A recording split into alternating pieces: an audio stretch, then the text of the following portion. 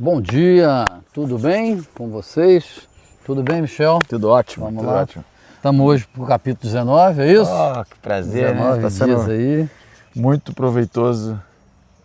Tem me trazido muita paz, muita reflexão, cada leitura e aí você pega cada um desses ensinamentos e começa a observar como se fosse uma terceira pessoa, não só a si mesmo, mas também as pessoas ao seu redor, os amigos, os familiares, e aí você encontra muitos aprendizados, muitas reflexões. Ontem eu comecei até a falar com você sobre a vida como ela é, algumas coisas assim e tal, e muito vindo, assim, dessa reflexão que a gente está tendo aqui, essa oportunidade de ler, de aprender, né, com provérbios e novamente, continuar a compartilhar esse conhecimento.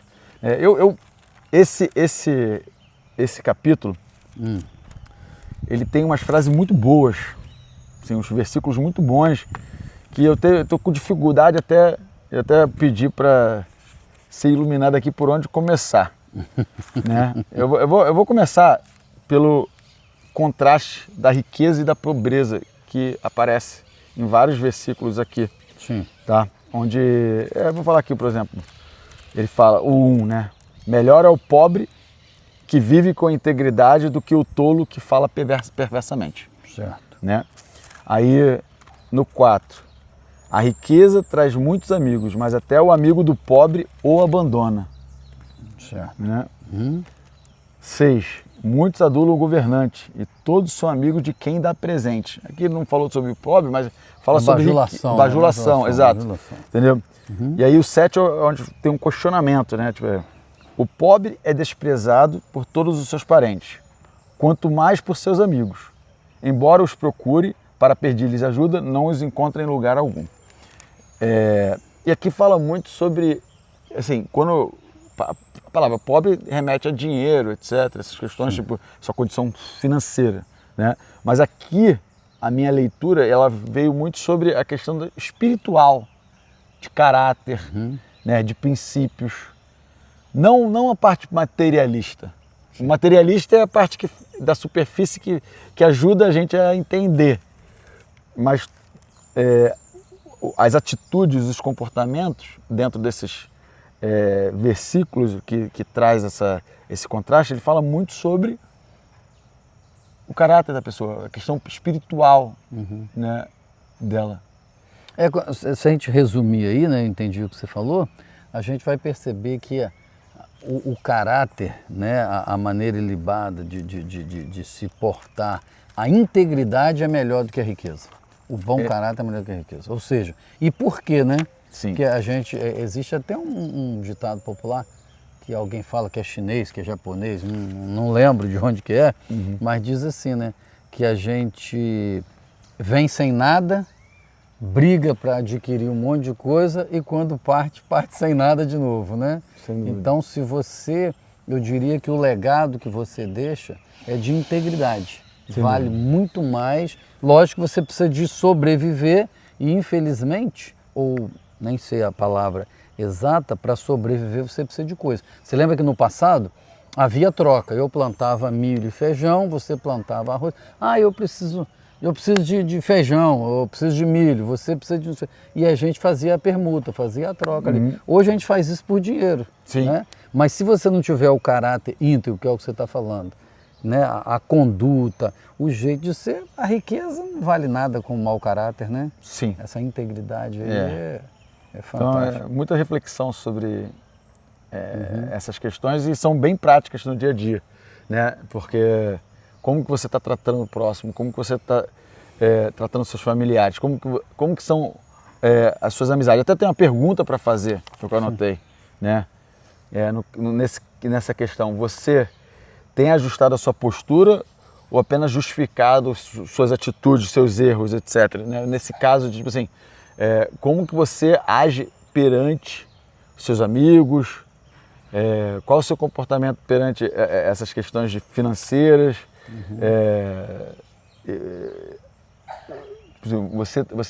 que tipo de amigo que você está sendo, que tipo de familiar que você está sendo. Né? você acaba sendo, o que você começou falando, você acaba sendo pobre não só de riqueza, mas principalmente espiritual, de caráter, de personalidade, né? Então, Salomão fala muito disso aí. Sim. Não é isso? Isso. E aí, eu vou puxar aqui para o 2. Vai, 2. Tá? Que é uma frase que eu tive até que buscar no dicionário a palavra zelo. Né? Para mim está zelo. Né? Não é bom ter zelo sem conhecimento, nem ser precipitado e perder o caminho. Como está no seu? No meu não é bom proceder sem refletir e peca quem é precipitado. Né? Eu até anotei aqui a questão do pecado, e isso aqui foi legal você ter falado, eu anotei que, né, porque pecado é o quê? É você errar o alvo. No original, né, porque você quando acerta o alvo, você está sendo íntegro, você está sendo reto, temente a Deus, qualidades e atributos de Jó, que a Bíblia coloca. Aí você, quando peca, você erra o alvo. E aí ele diz o quê? Não é bom proceder sem refletir. Ou seja, fazer as coisas, ou ter zelo. Vou ter zelo com uma coisa errada, que a sua versão é zelo, né? Não adianta, sem refletir, eu preciso refletir. Jesus lá em Mateus, ele disse assim, olha, ninguém, pelo menos não deveria, né, Michel? Quando ele diz ninguém, né, senta, ninguém começa a fazer uma casa sem antes medir fundação, terreno, estudar, dinheiro, né, fazer um esboço. Você não começa, e começa. Então Jesus disse até porque a pressa custa caro. Exatamente. A gente fala muito disso. Então a gente precisa refletir, né? Precisa pensar, precisa, na multidão de conselhos, a sabedoria. E aí eu lembrei, eu sou conselheiro lá no Clube do Flamengo, né? E ano passado, o presidente, o BAP, ele usou um exemplo meio... Vou tentar... Achei bem interessante. Estava se falando sobre a construção do estádio, né, que a gente tem o terreno, e ele falou uma frase que assim, me marcou, né, não sei se eu chamo de anedota, uma analogia, né? Ele falou assim, você não adianta 9 mulheres juntas, ela não vai fazer um filho em um mês, né? Um filho demora 9 meses para nascer, certo. Entendeu? Não adianta ter 9, você não pode, se você colocar 9 mulheres lado a lado, não vai nascer um filho em um mês. Né? Ou seja, ele quer dizer ali o quê? Que tem coisas que você não consegue acelerar. Tem coisas que, o fruto, ele não tem como você acelerar em algumas questões. Você vai plantar semente, vai ter que esperar a chuva, o sol, a água, tá, etc. E depois ele vai crescer. Tem algumas árvores que tem esse negócio. E que tem gente hoje tão ansiosa, com ansiedade enorme para buscar resultado, ou ansiedade enorme para ter que as coisas apareçam, né, mais rápido. Eu comecei a trabalhar ontem numa empresa, eu quero já assumir o posto máximo, eu quero ter resultado máximo. Não vai ser assim. Né? E aqui mostra muito que velocidade sem discernimento, ele, na realidade, acelera o prejuízo. Ele faz com que a gente... Né,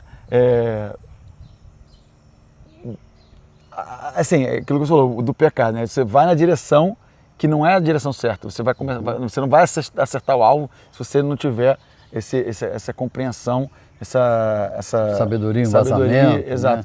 essa reflexão. E a palavra zelo, né?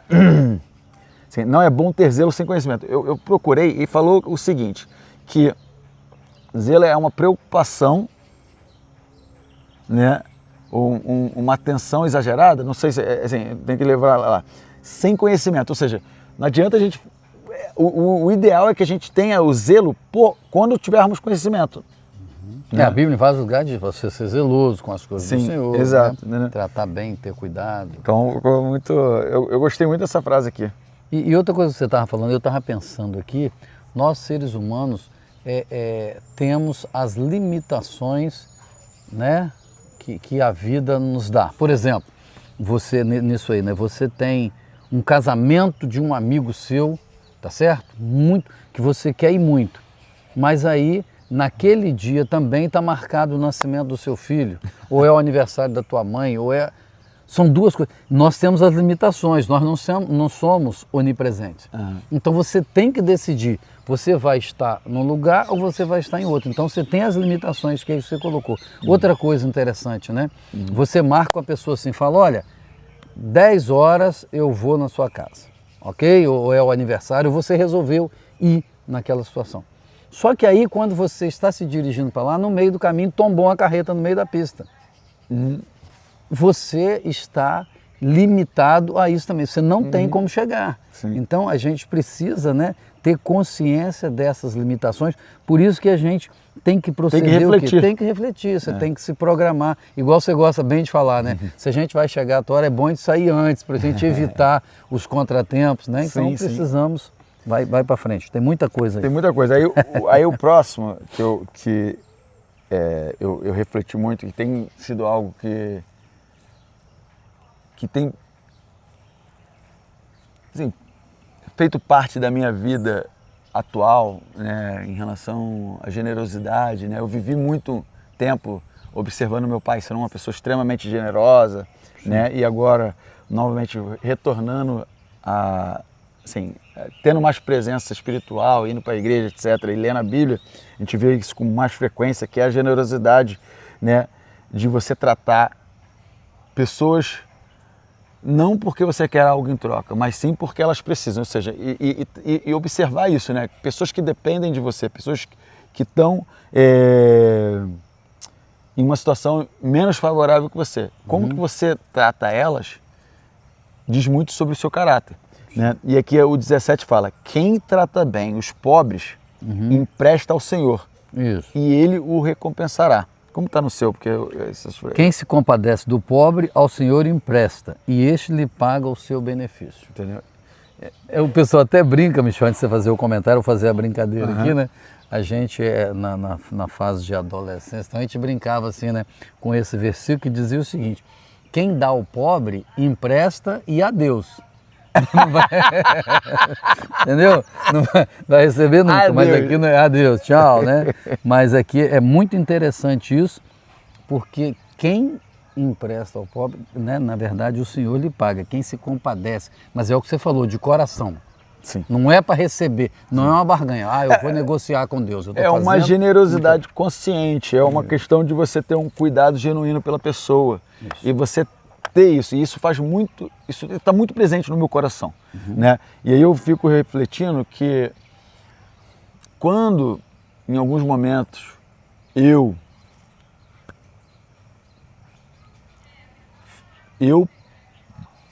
penso de uma outra maneira, que eu acho que é uma maneira errada, que é uma mentalidade errada, que é onde é o que esse versículo está tratando e o Provérbios está falando inúmeras vezes de outras formas. Quando você espera algo em troca, por exemplo, vou fazer algo, dar algo em troca, vou chegar para o meu primo e falar assim, vou ajudar ele. Aí ele não me retribui. Na próxima vez eu não vou fazer. Esse sentimento, essa mentalidade, na minha opinião, está errada. E é o que esse versículo diz, que a gente deve fazer simplesmente porque a gente quer ter generosidade. É como você falou, você quer a Deus, tipo assim, você faz sem esperar nada em troca. É um cuidado genuíno. E aí, a partir disso, por quê? Que quando você tem os seus valores, você toma decisões conscientes, por exemplo, eu posso ajudar? Eu posso, então vou fazer, não vou fazer. Também, não é fazer também pensando assim, vou fazer sem poder. Até tem outro verso aqui que eu quero tocar depois, que fala sobre isso. Né? Assim, aqui fala sobre poder ajudar pessoas que estão em situações... assim, cuidar de quem mais necessita, entendeu? De quem precisa mais que você, é um investimento. Entendeu? Especialmente perante o olhar de Deus. Né? E aí eu falo que se você está fazendo algo, esperando algo em troca, é melhor não fazer. Mas se você está fazendo algo e depois, por algum motivo, você sente fulano não fez, etc., reflita sobre isso e coloca no teu coração que você você fez porque você quis fazer. Entendeu? Porque quando você começa nessa picuinha de não vou fazer porque fulano não me retribuiu, não vou fazer porque fulano é assim, não vou fazer porque eles não fazem. Cara, melhor nem fazer, entendeu? E aí eu puxando aqui pro... Qual? Deixa eu procurar aqui, desculpa. Enquanto você procura, isso em todos os aspectos, né, Michel? Porque tanto faz na família, eu já lidei com várias pessoas Que às vezes a pessoa diz assim, porque o meu filho eu fiz e tal, não reconhece nada que eu faço.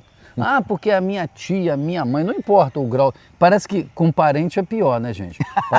Porque quem mais a gente ofende, quem mais a gente magoa são os próximos da gente.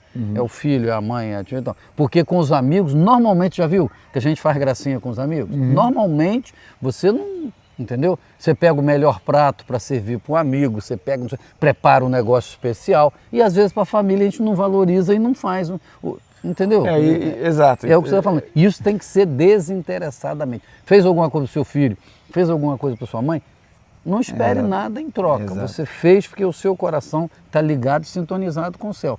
Amor, né, de proceder. Qual o outro que você falou? E aí é um cuidado com os seus próprios valores. E aí o outro que eu falei que eu acho que conecta com esse é o 8. Sim. Quem obtém sabedoria, ama-se a si mesmo. Isso, aí é que tal. Quem acalenta o entendimento, prospera. E aqui, eu quero até trazer para a questão, eu falo muito disso. Para eu poder ajudar o próximo, tem que estar bem comigo mesmo. Em várias áreas. Né? Na espiritual, na área financeira. Tipo assim, é óbvio que, se eu estou bem, eu estou aqui, tem uma pessoa abaixo, é onde o 17... Fala assim, beleza, você não precisa estar com riqueza próspera máxima. Sempre tem alguém Sempre tem alguém um pouco abaixo. Então, tipo assim, cuidar de quem precisa mais de você é um investimento. Ponto. Espiritual e, na minha opinião, eterno. Né? Tipo, você vai sempre receber mais em troca. O 8, ele fala sobre um ponto que é uma coisa que de vez em quando eu fico refletindo.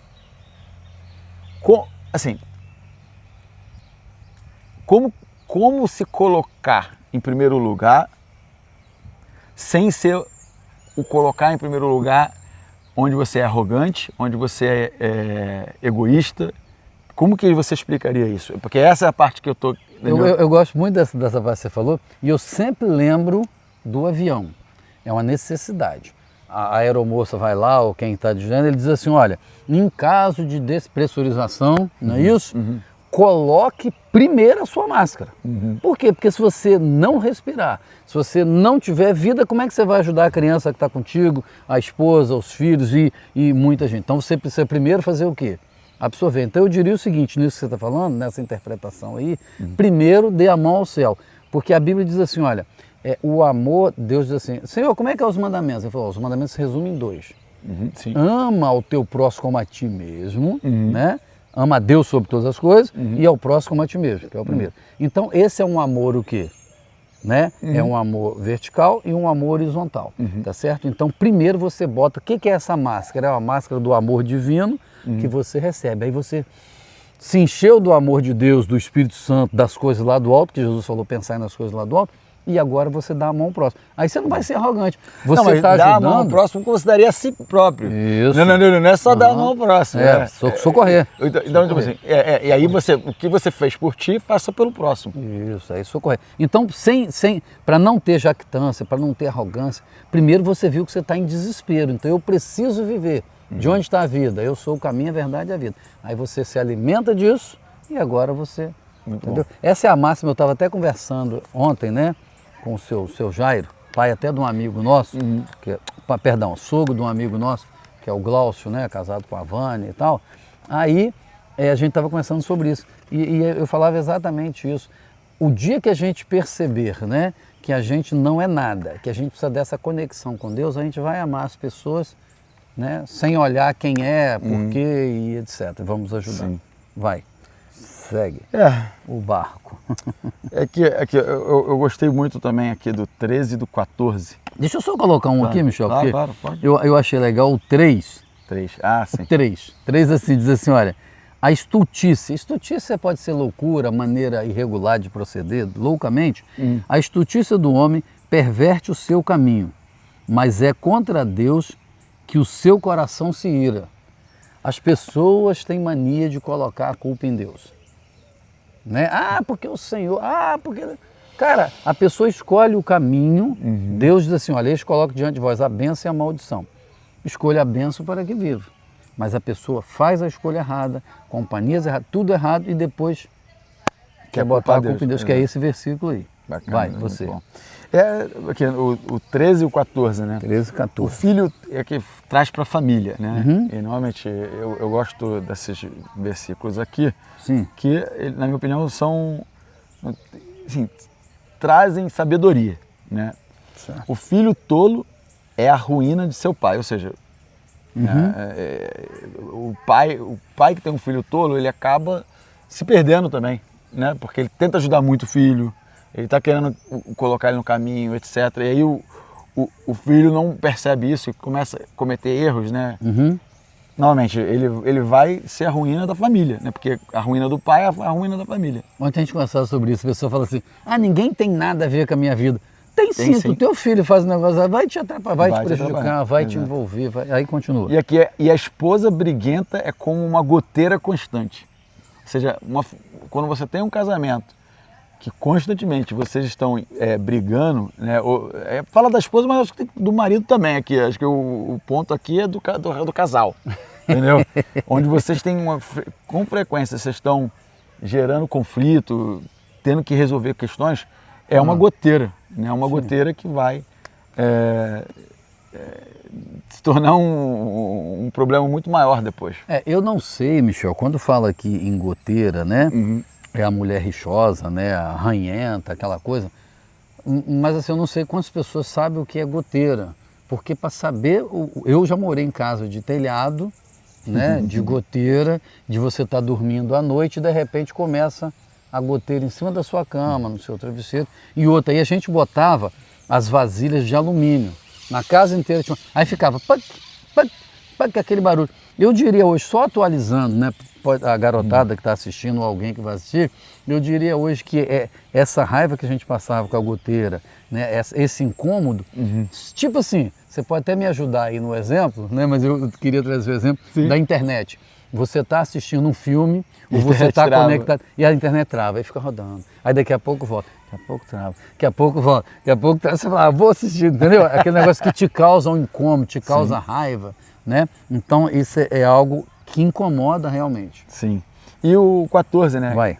Ele fala, casas e riquezas herdam-se dos pais, mas a esposa prudente vem do Senhor. Isso aqui é um excelente ensinamento. Sim, é um excelente versículo, né? Com certeza. Porque, novamente, eu acho que você tem que pedir a Deus, é um milagre de Deus, né? Você encontrar a pessoa certa, você ter um casamento com o respaldo de Deus, isso vai ser sempre algo abençoado. Né? E a esposa prudente vem do Senhor. Né? Então, novamente, talvez aqui até uma dica para as pessoas que estão buscando relacionamento, então, onde melhor encontrar alguém para você se... Eu acho que num baile de carnaval, sem querer fazer a crítica... não é o melhor lugar. Não é o melhor lugar. E não é criticando ninguém. Exatamente, num bloquinho de carnaval é bem provável, né? Tipo, que você vai encontrar alguém. Numa noitada é bem provável que você vai encontrar alguém, né? Então, tipo assim, esses dois versículos, na minha opinião, são muito presentes hoje na vida das pessoas, né? Em relação ao que elas deveriam, como sabedoria, o que elas deveriam fazer para encontrar o seu parceiro. E é interessante isso aí que você falou. Aqui diz assim, a casa e os bens vêm como herança dos pais. Então eu diria aqui também que o seu pai você não escolheu, a sua mãe, você nasceu nesse lar, né? Agora, a esposa você escolhe, por isso que ela é uma bênção de Deus. Então você adquire o discernimento, você reflete, ouve os conselhos da sua mãe, do seu pai. Normalmente o pessoal fala assim, ó, pega a nora e apresenta para a mãe. Se ela gostar, se ela não gostar, te dá algum conselho, é melhor você, né? Então a gente precisa ter essa sabedoria e agradecer a bênção de Deus. Lembra quando Adão estava no paraíso? Deus disse assim, não é bom que o homem esteja só. Far-lhe uma companheira, né, que lhe seja idônea, adjutora. Então, a gente precisa escolher alguém que vá somar. Não estou dizendo de financeiramente não, gente, porque nós já vimos em outra parte aqui que o sossego, a tranquilidade, né, porque falou da rixosa que fica gotejando. Então, a gente precisa ter sabedoria de escolha e para essa sabedoria você precisa ter o temor do Senhor, que é o princípio. Pedir a Deus. E agora, para encerrar aqui, eu vou falar mais dois, mas a gente não precisa... Se você quiser se aprofundar, fica à vontade. Não, vai lá. Mas é o 11, normalmente foram vários aqui que eu gostei muito. A sabedoria do homem lhe dá paciência, Ok. Sua glória é ignorar as ofensas. Né? E aí, hoje em dia, com a época de internet, essas coisas todas, a gente fala muito, por exemplo, a rede social. Tem muito cancelamento, tem muito... Então, a glória está nisso, de você ignorar essas questões, né? Ignorar a opinião dos outros, ignorar o que os outros pensam sobre a sua vida, porque só cabe a você o que você quer da sua vida, o que você está buscando. Então, isso é muito importante. Certo. E o 21 é uma repetição de algo que a gente já falou em outros capítulos, que é, acho que 2 capítulos atrás, né? Muitos são os planos no coração do homem, mas o que prevalece é o propósito do Senhor. Ok. A gente precisa deixar, isso aqui para mim, a gente precisa deixar ser usado por Deus. Sim. Governado por Deus, Super. foi o que eu falei outro dia, né? Ok? Muito bom, é isso. Então, Encerramos? vamos lá. Encerramos, deixa eu ver aqui. Deixa a instrução. Vamos lá, tá bom. Obrigado. Deu o nosso tempo. Um abraço para todo mundo aí, viu?